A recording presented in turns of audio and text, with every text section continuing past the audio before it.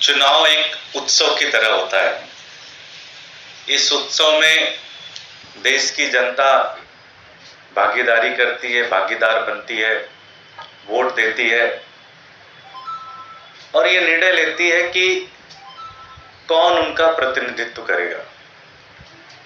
सभी पार्टियां अपने उम्मीदवार खड़ा करती हैं, उन उम्मीदवारों को जनता वोट देती है और जो जीतता है वो जनता से जुड़े हुए मुद्दों के ऊपर काम करता है, जनता से जुड़े हुए मुद्दों के ऊपर निर्णय लेता है।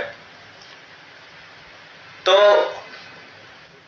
चूंकि एमसीडी के चुनाव घोषित हो चुके हैं, दिल्ली में एमसीडी के चुनाव बहुत दिनों से पेंडिंग थे, जिसकी घोषणा कल हुई है।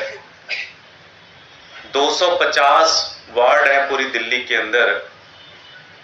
तो हमारा एक प्रपोजल है। प्रपोजल ये है कि दिल्ली के जो एलजी साहब हैं,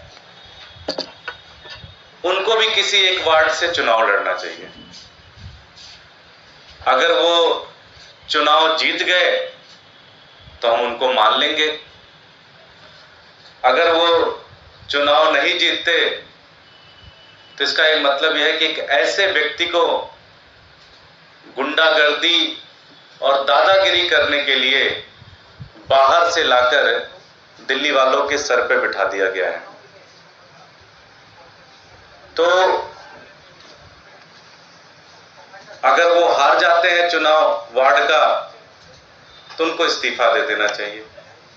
नैतिक रूप से अगर कोई भी व्यक्ति अगर वार्ड का चुनाव नहीं जीत सकता तो उसको अपने पद पे बने रहने का कोई अधिकार नहीं है।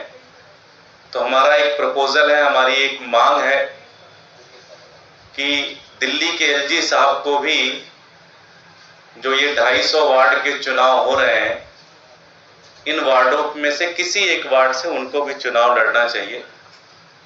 वो दिन भर दादागिरी, गुंडागर्दी उनकी चल रही है पूरी तरह से। दिल्ली वालों के ऊपर उनको लाकर बिठा दिया गया है। तो हम लोग चाहेंगे कि वो भी किसी एक वार्ड से चुनाव लड़े।